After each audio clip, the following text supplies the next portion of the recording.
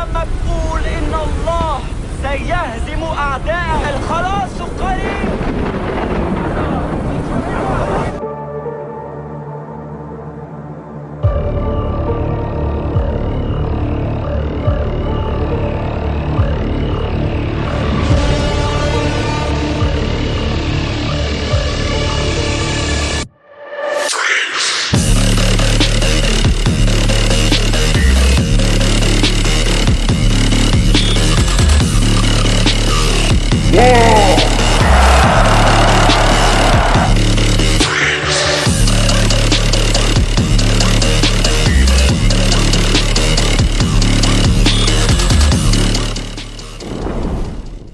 اللہ تبارک و تعالیٰ نے اس زمین پر بے شمار نبیوں اور رسولوں کو اس لیے مبعوث کیا کہ وہ انسانیت کو گمراہی اور کفر و شرک سے بچا کر اللہ کے منتخب کردہ راستے کی طرف رہنمائی کریں۔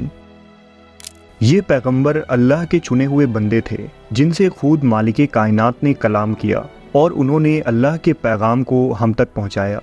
تمام پیغمبر انسانیت کی طرف ایک ہی دین کو لے کر آئے جسے اسلام کہتے ہیں، لیکن شیطان مردود نے اس مقدس دین کو بگاڑنے کے لیے بدعات اور خرافات کو اس میں داخل کرنے کی بھرپور کوششیں کی اور طرح طرح کے فتنوں نے جنم لیا۔ انہی فتنوں میں ایک فتنہ جھوٹے نبی، جھوٹے مسیحا اور دجال کا فتنہ ہے۔ دجال کا تصور کوئی نیا تصور نہیں، بلکہ آدم علیہ السلام سے لے کر محمد صلی اللہ علیہ وسلم تک تمام پیغمبروں نے دجال کے فتنے سے اپنی اپنی امتوں کو خبردار کیا ہے، اور دنیا کے کئی مذاہب، آسمانی کتابوں اور تہذیبوں میں جھوٹے مسیحا یا دجال کا تذکرہ ملتا ہے۔ مثلاً ہندو مت میں کلی، عیسائیت میں اینٹی کرائسٹ، یہودیت میں شدیم، اسلام میں مسیح الدجال اور مختلف مذاہب میں مختلف ناموں کے ساتھ اس کذاب کا ذکر کیا گیا ہے۔ تاریخ میں فالس پروفٹ بھی ہر زمانے میں سامنے آتے رہے اور یہ جھوٹا دعویٰ کیا کہ وہ اللہ کے پیغمبر ہیں جن پر وحی آتی ہے۔ انہوں نے اپنے شعبدے بازیوں سے لوگوں کو دھوکے میں بھی ڈالا اور کئی لوگ ان کے دجل میں پھنس کر ان کے پیروکار بھی بن بیٹھے۔ ریکارڈڈ ہسٹری میں جھوٹا مسیح ہونے کا دعویٰ کرنے والا سب سے پہلا شخص زرتشتی مذہب سے تعلق رکھتا تھا جس کا نام بہرام چوبین تھا۔ سال 570 عیسوی میں ایران میں ساسانی بادشاہ خسرو دوم نے اسے خراسان کا گورنر بنایا تھا۔ بہرام نے خسرو کے خلاف بغاوت کر کے خود کو زرتشتیوں کا مسیحا ہونے کا اعلان کر دیا۔ بہرام اور اس کے پیروکاروں کا ماننا تھا کہ بہرام زرتشتیوں کا آخری مسیحا یا نبی ہے اور اس کے زمانے میں زرتشتی مذہب کا زوال ہو جائے گا، کیونکہ فارسیوں کا عظیم آتش کدہ کی آگ جسے وہ التار کہتے تھے وہ بجھ چکا ہے۔ 590 عیسوی میں خسرو دوم نے بہرام کو شکست دیا تو وہ فرغانہ بھاگ گیا اور وہیں اس کی موت ہو گئی۔ کتاب الفہرست میں ابن ندیم نے لکھا ہے کہ بہرام کے پیروکار 500 سالوں تک سرگرم رہے، اور جب ایران پر خلافت عباسیہ کی حکومت آئی تو اس زمانے میں بھی زرتشتیوں کا یہ عقیدہ تھا کہ ان کا مسیحا بہرام اب بھی زندہ ہے اور وہ واپس آ کر مسلمانوں کو شکست دے گا اور زرتشتیوں کی حکومت اس دنیا پر دوبارہ قائم ہوگی۔ 1 صدی عیسوی میں دوسیتھیس سامری نامی شخص نے یہودیوں کے مسیحا ہونے کا دعویٰ کیا تھا، جس کا یہودی پچھلے 1000 سالوں سے انتظار کر رہے ہیں۔ بعد میں دوسیتھیس اور اس کے ماننے والوں نے سامری فرقہ کی بنیاد رکھی۔ اسی طرح شمون بن کوکبہ نے 135 عیسوی میں، سبتائی زیوی نے 16ویں صدی میں اور مناشم ربی نے 19ویں صدی میں یہودیوں کے مسیحا ہونے کا جھوٹا اعلان کیا۔ ان لوگوں نے اپنے پیروکاروں کی اچھی خاصی تعداد بھی بنائی جو آج تک موجود ہیں، اور ان کا عقیدہ یہ ہے کہ ان کا مسیحا اب بھی زندہ ہے جو خفیہ مقام سے ان کے لیے تدبیریں کرتا اور مدد بھیجتا ہے۔ عیسائیت میں جھوٹے مسیحا کی ایک لمبی فہرست ہے۔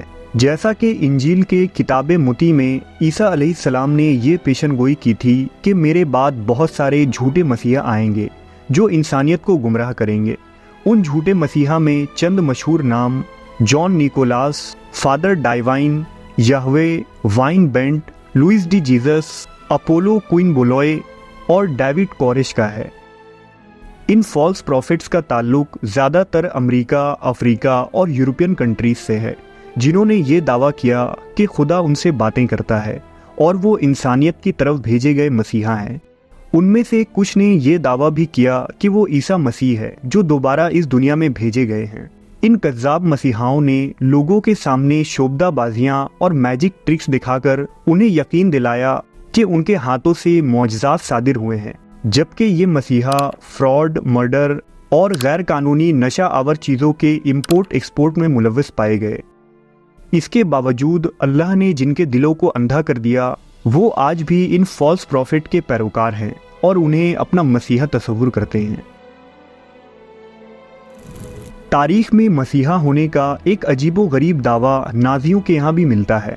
कहते हैं कि जर्मनी का डिक्टेटर और इंसानियत का कातिल एडोल्फ हिटलर साल 1945 यानी सेकेंड वर्ल्ड वॉर के बाद यूरोप के अंदर ईसाइयत की जगह एक नए मजहब को लागू करना चाहता था और हिटलर खुद को नाजियों और यूरोपीय ममालिक का मसीहा मानता था। विल्फ्रेड डायम ने लिखा है कि हिटलर अगर सेकेंड वर्ल्ड वॉर जीत जाता तो वो ईसाइयत नहीं बल्कि एक एंटी क्रिश्चियन मजहब को यूरोप में लागू करता, जिसमें वो खुद मसीहा होता और नाजियों और आर्यन नस्ल को दुनिया की हुकूमत सौंपता। ये एक न्यू वर्ल्ड ऑर्डर था जिसके जरिए यूरोप में शैतान के पुजारी नाइट टेम्पलर्स का दोबारा ज़हूर होता।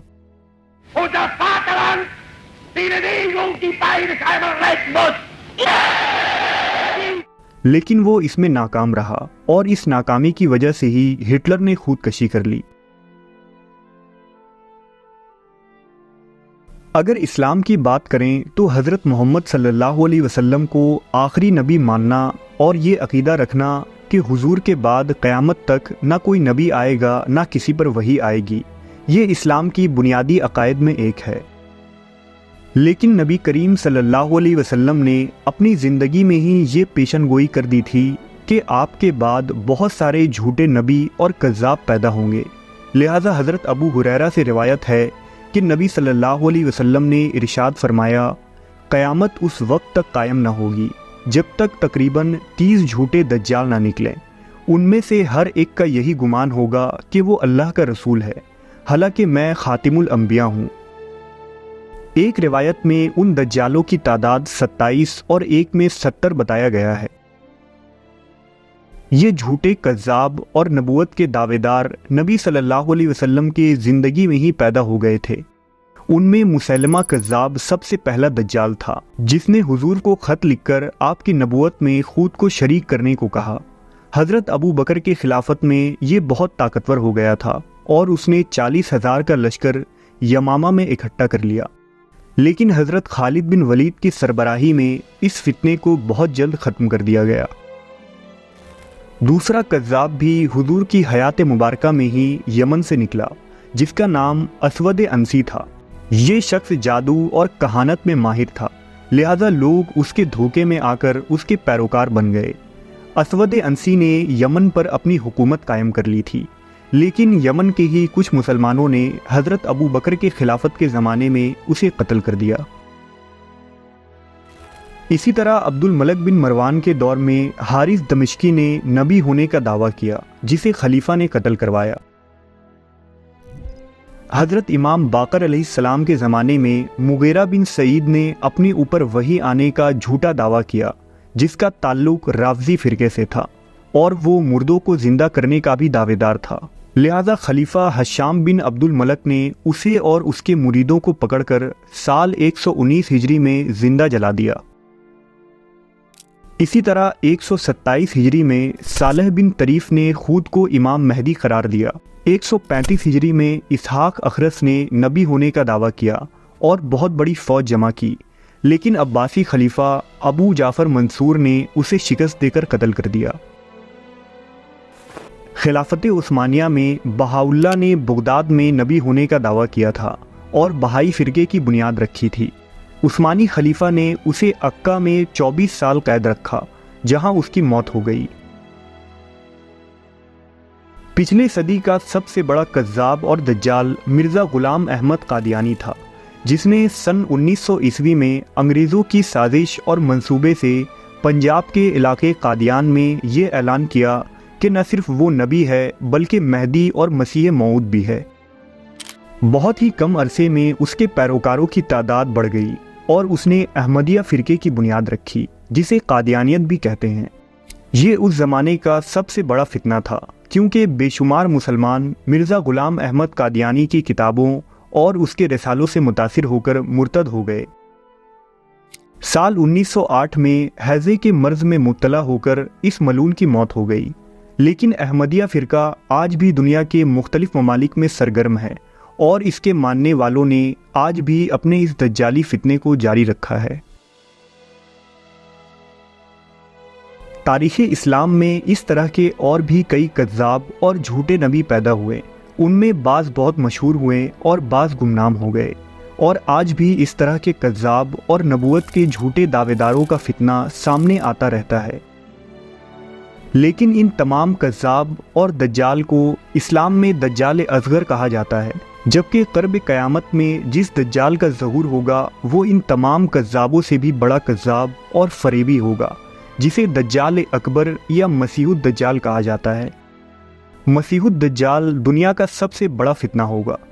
دجال خود کو مسیحا اور انسانیت کا نجات دہندہ ظاہر کرے گا، لیکن دراصل وہ ایک جھوٹا شخص ہوگا۔ نبی صلی اللہ علیہ وسلم نے احادیث مبارکہ میں اپنی امت کو خبردار کیا کہ تم میں سے کوئی بھی شخص دجال کے سامنے نہ جائے، کیونکہ تم اگر دجال کو قتل کرنے کے لیے بھی جاؤ گے لیکن جب وہاں سے لوٹو گے تو دجال کو اپنا خدا بنا چکے ہوگے۔ اس سے بچنے کا صرف ایک ہی راستہ ہے کہ دجال سے بچ کر جتنی دور بھاگ سکتے ہو بھاگو، اور اصحاب کہف کی طرح اپنا ایمان اور جان بچانے کے لیے کہیں کسی غار میں پناہ لے لو، جب تک امام مہدی اور عیسیٰ علیہ السلام کا ظہور نہیں ہوتا۔ خود نبی صلی اللہ علیہ وسلم نے ارشاد فرمایا کہ دجال کو قتل کرنے کی قدرت سوائے عیسیٰ ابن مریم کے کسی اور کو نہیں دی گئی ہے، اور سچے مسیحا کے ہاتھوں جھوٹے مسیحا کا قتل ہوگا۔ بلا شبہ دجال وہ فتنہ ہے جس کے متعلق تمام انبیاء اکرام نے اپنی اپنی قوم کو خبردار کیا تھا۔ یہی وجہ ہے کہ آج ہر مذہب اور آسمانی کتابوں میں قیامت سے قبل ایک بہروپیے اور کذاب کا ذکر ملتا ہے، جس کا ظہور برائی اور شیطانیت کی انتہا اور جس کا خاتمہ حق اور سچے دین کی فتح ثابت ہوگی۔